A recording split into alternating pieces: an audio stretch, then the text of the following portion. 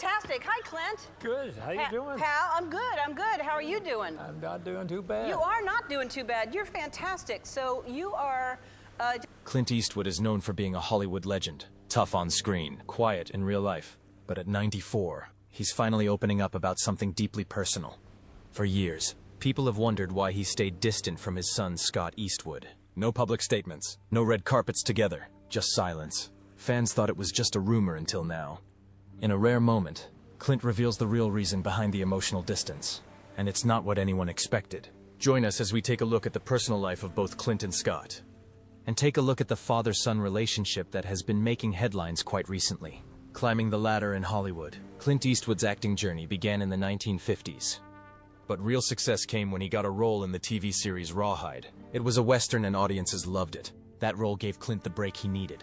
Soon after, he became even more famous through a series of Western movies known as the Dollars Trilogy, directed by Sergio Leone. These spaghetti westerns featured Clint as the man with no name. He hardly spoke, but his presence on screen was powerful. In the 1970s and 1980s, he became the star of 5 Dirty Harry films, playing a tough and fearless cop. These roles made Clint a symbol of strength and masculinity. But he didn't stop with acting. In 1986, Clint tried something new. He became mayor of Carmel by the Sea, California. He won and served for 2 years. When it comes to the box office, 2 of his biggest hits were Every Which Way But Loose and Any Which Way You Can. These were different, more fun and lighthearted. He also gave strong performances in movies like Hang 'Em High, The Outlaw Josie Wales, Pale Rider, Where Eagles Dare, Escape from Alcatraz, Heartbreak Ridge, In the Line of Fire, and The Bridges of Madison County. Even in his later years, Clint stayed active. He starred in and directed Gran Torino, The Mule, and Cry Macho. He had his own company, Malpaso Productions, which produced almost all his American films since 1967. Speaking of which, Clint wasn't just an actor. He was a talented director, too. He won Oscars for Best Director and Best Picture for Unforgiven in 1992 and $1 Million Baby in 2004. He also directed Mystic River, Letters from Iwo Jima, and Juror Hash 2, even though he didn't act in them. Other films he directed included Changeling, Invictus, American Sniper, Sully, and Richard Jewell. Clint's talent didn't go unnoticed. He received 4 Academy Awards, 4 Golden Globes, 3 Caesar Awards, and an AFI Life Achievement Award. In 2000, the Venice Film Festival gave him the Golden Lion Award. France also honored him with the Commander of the Ordre des Arts et des Lettres in 1994 and the Legion of Honor in 2007. But while his career was shining, his personal life was far more complicated. A private and complicated personal life. Clint Eastwood was married twice, but he had many relationships along the way. Some lasted years, others didn't. Many of them even happened at the same time. He had 8 known children with 6 different women, but he never confirmed the real number. In fact, he once said, "They're vulnerable people. I can protect myself, but they can't." His biographer Patrick McGilligan also believed the actual number of Clint's children is not known. He claimed that Clint fathered 1 child while he was still in high school. Clint married his first wife, Margaret Neville Johnson, in December 1953. They met on a blind date earlier that year, but even during their courtship, Clint had an affair that led to a daughter named Lori. She was born in 1954 and later adopted by a couple in Seattle. The identity of Lori's mother was never made public, but it was said she was part of a theater group Clint was involved with. Clint kept having affairs while married to Johnson. One of his longest was with stuntwoman Roxanne Tunis from 1959 to 1973. They had a daughter named Kimber in 1964. Clint and Roxanne stayed close friends until she passed away in 2023. Despite all this, Johnson stayed in the marriage. She and Clint had 2 children, Kyle in 1968 and Allison in 1972. But things were never really stable. In 1975, Clint began living with actress and director Sandra Locke. She was married too, but it was a marriage of convenience. Her husband was gay and unemployed. Locke once said Clint told her, "She made me monogamous," and even claimed he said he had never been in love before. Clint finally divorced Johnson in 1984. Locke, however, stayed married to her husband until her death in 2018. Bill Brown, a publisher from Carmel, once said Clint considered Sandra Locke the love of his life. Yet Clint never publicly spoke about her passing. More children, more secrets. During his time with Locke, Clint had another hidden relationship. He was involved with Jaslyn Reeves, a flight attendant. Together they had 2 children, Scott in 1986 and Catherine in 1988. At the time, both kids were listed as having no legal father. When Clint and Locke split in 1989, Locke filed a palimony case against him. She later sued him for fraud too. Both cases ended in settlements. In the 1990s, Clint dated actress Frances Fisher. They had a daughter named Francesca in 1993. Then in 1996, Clint married again, this time to news anchor Dina Ruiz. She gave birth to their daughter Morgan that same year. This marriage lasted until 2014. After that, Clint was seen often with Christina Sandera, a restaurant hostess. They never publicly confirmed their relationship, but they appeared together many times. Christina passed away from a heart attack in July 2024 at the age of 61. Later that same year, Clint was seen with someone new, but nobody knows who she is. Clint has stayed silent, and so have his team members. His spokespeople and managers have always refused to talk about his personal life. You see, Clint's life has always been a mix of public success and private mystery. Fame, awards, and unforgettable roles on one side. Secrets, silence, and hidden relationships on the other. But the most mysterious part of Clint Eastwood's life wasn't his fame or his films. It was his role as a father. And no story shows that better than the one involving his son, Scott Eastwood. Scott Eastwood, born to a complicated family. Scott Clinton Reeves, better known today as Scott Eastwood, was born on March 21, 1986. He was born at the Community Hospital of the Monterey Peninsula in California. His mother was Jocelyn Reeves, a flight attendant. His father, of course, was the famous actor and director Clint Eastwood. But their relationship wasn't public for a long time. Scott has one full sister, Catherine, born in 1988. He also has 6 known half-siblings from Clint's other relationships: Lori, Kimber, Kyle, Allison, Francesca, and Morgan. Growing up, Scott lived in Carmel by the sea until the age of 10. After that, he moved to Hawaii with his mother. He spent about 4 years there before coming back to California. He then graduated from Carmel High School. After high school, Scott went to Loyola Marymount University in Los Angeles. He earned a degree in communications in 2008.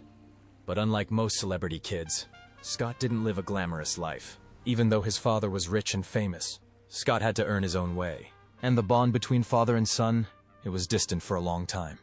In fact, when Scott was born, his birth certificate didn't even list Clint as the father. Instead, it simply read, "Father declined." That line alone tells you how strained or private things were in the beginning. Clint had an affair with Scott's mother for years, but it ended in 1990. By then, Scott was just 4 years old. Still, Scott did spend some time with Clint while growing up, but there was no red carpet treatment. In 2017, Scott told Men's Health, "My dad never gave me a cent. He made me work for everything." That's the kind of upbringing he had. Strict with no special favors. But Scott wasn't only dealing with family complications. His life would take an even darker turn years later. A heartbreaking loss. No one expected. Scott Eastwood may have looked like he had it all. Good looks, a famous name, and a rising career. But in August 2016, he revealed something that had haunted him for years. In an interview with GQ Australia, Scott said, "I dated a girl a couple of years ago who died in a car accident. At first, it sounded like a terrible accident. But then he shared what really happened. And it was shocking. It was a fender bender," he explained. There was a recall on the car's airbags. The airbag exploded and sent a piece of metal through her body. It split her spine, he said quietly. "I've never told anybody that." That moment changed him forever, Scott said. "I think that really affected me. Maybe it's made it harder for me to date." His voice, his words, it all sounded like someone still in pain. And who could blame him? To lose someone in such a tragic and unexpected way leaves a scar. Even though he didn't name her, the pain in his voice told the whole story. It wasn't just a loss. It was something he carried with him every day. And when you pair that with the rocky childhood and the pressure of living under Clint Eastwood's shadow, it paints a very different picture of his life. Still, despite everything, Scott kept pushing forward. He worked hard to build a name for himself. But what most people didn't know was he wasn't even using the Eastwood name in the beginning. A different name, a tough climb. For years, Scott didn't use the last name Eastwood. Instead, he went by his mother's name, Reeves. That was the name he used for auditions. And yes, there is another actor named Scott Reeves, but this one was different. Scott said he wanted to avoid nepotism. He didn't want people to think he was getting roles just because of his dad. He told Men's Journal that he only started using Eastwood in 2008. By then, he had already done some work and had earned a little respect in Hollywood. "I just thought, oh, this is silly. If I'm doing this, I've got to carry on the Eastwood name," he told Nylon in 2015. But even then, it wasn't easy. He worked all kinds of jobs to make ends meet. "I parked cars, did construction, anything on the side to make extra," he said. Hollywood may have known his last name, but Clint Eastwood didn't open doors for him.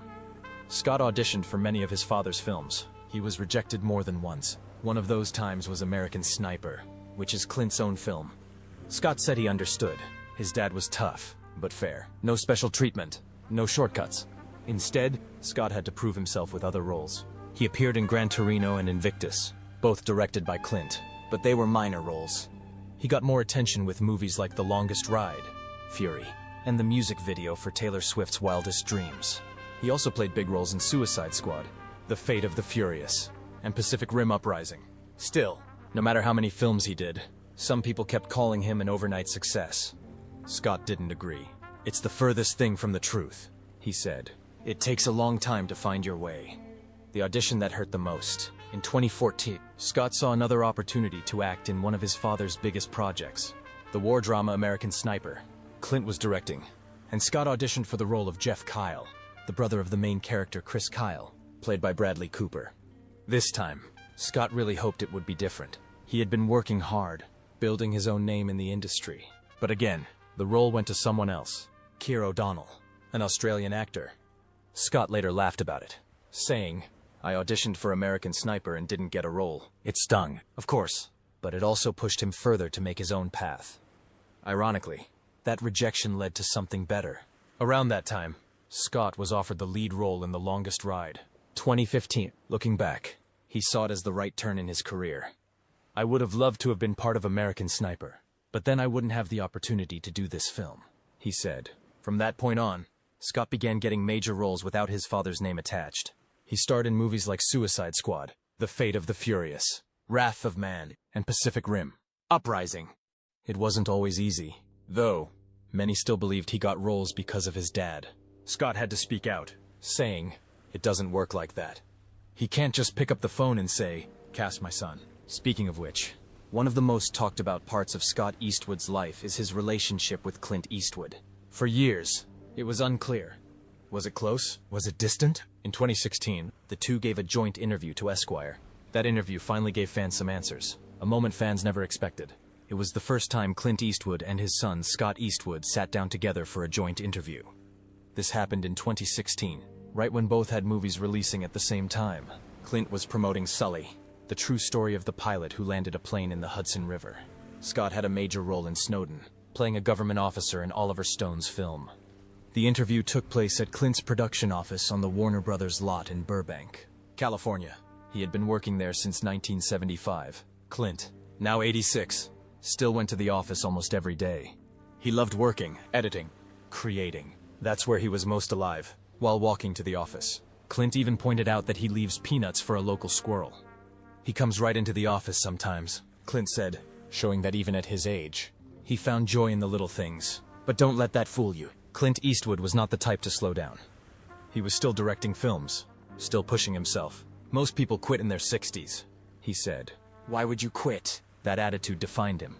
And as fans would soon see, it shaped his son, Scott, too. But getting to this point, of doing interviews together and supporting each other, wasn't always easy. For years, Clint and Scott had a distant relationship. Scott grew up in Hawaii with his mother, Jocelyn Reeves. Clint wasn't around much during those years, and they only started spending real time together when Scott moved to California as a teenager. The age gap between them, 56 years, was wide. Their personalities were different, and yet, when they sat down for that interview, something finally clicked. Old school father, tough childhood. When asked about their relationship, Scott didn't hold back. "I lived with my mom in Hawaii until I pissed her off, and then I came to live with my dad and pissed him off," he said with a laugh. Clint just smiled and said, "He was a pretty good kid." He added, "His mother gave him a lot of values because she's a good person." That comment said a lot. It showed that even though Clint wasn't around much, he respected the way Jocelyn raised Scott. Scott called his father old school. He said Clint raised him with rules. Be on time, show up and work hard. That might sound basic, but coming from Clint Eastwood, it meant everything. Scott said he learned about respect, responsibility, and discipline from his father. Even as an actor, Scott felt the pressure. "Clint was tough on him. He never gave me a cent," Scott once said. "He made me work for everything." That included trying to make it in Hollywood. Scott auditioned for many of Clint's films, but often didn't get the part. Even for American Sniper, Clint passed him over. Still, Clint was watching. He always came in and did a good job, Clint said. Now the chicks are calling and asking where Scott is. They used to ask where I was. Scott laughed and replied, "I'll take you out to the bar with me. It'll be fun." They clearly had chemistry, father and son, both with strong opinions, but learning to respect each other's journeys. Scott said he was still learning and growing, adding, "I'm just a kid in this business, finding power behind the camera." Scott talked about something he had noticed from watching his father work. That film is more of a director's world than an actor's. If you're not creating your own material, then you're just fighting for whatever's out there, he said. Clint agreed.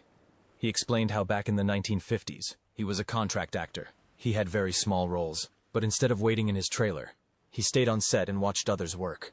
When I had days off, which was most days, I'd go down and watch other sets while they were shooting, he said. He wanted to learn everything about how films were made.